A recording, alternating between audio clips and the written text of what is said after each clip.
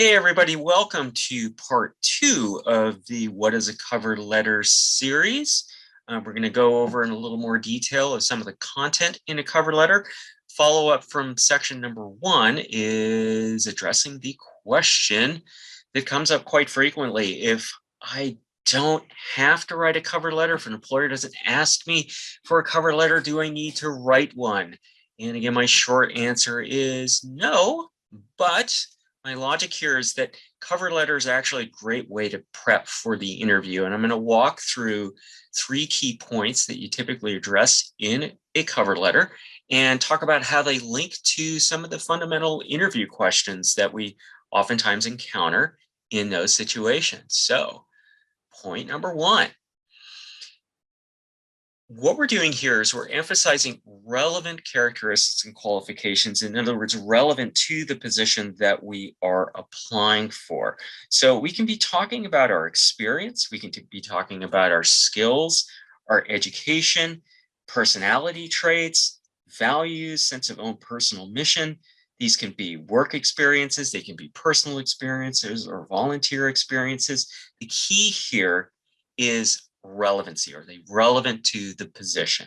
And that's the key point that you want to make sure that you're addressing in a cover letter. Now, why it's helpful to kind of mentally walk through this stuff and then put it down in a document is because it's not unusual to get an interview question that's flat out. They'll just say, hey, why should I hire you? Or what makes you an outstanding candidate for this position? If you walk through this stuff and document it in a cover letter, you're going to feel that much better prepared for the interview. Okay, point number 2. Why am I choosing this organization? This gives me a chance to talk a little bit about my knowledge of the organization, who they are, what they do, and also why that's important to me. The classic interview question here is, so tell me, why do you want to work here? Why do you want to work with my company or my organization? Again, this is a way to kind of test out your knowledge of who they are in their field, and again, why that is important to you as candidate. Okay, point number 3.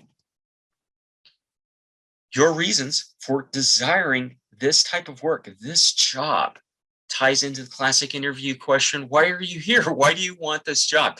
This gives you an opportunity to talk about both your short and long-term career goals and how this job, this internship, how it ties into that. If you've ever been in a situation where you're being interviewed and they say, tell me about yourself. Well, this is a good way to be talking about that question, letting them know a little bit about who you are, why you're there, and why this opportunity is important to you. It also puts you in a position to be thinking about one of the other interview questions, which is, where do you see yourself in X number of years?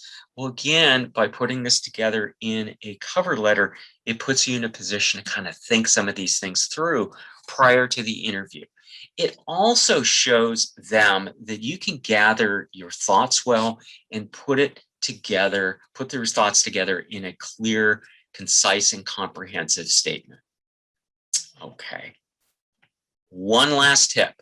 One of the things I do not recommend is I do not recommend trying to draft a general cover letter.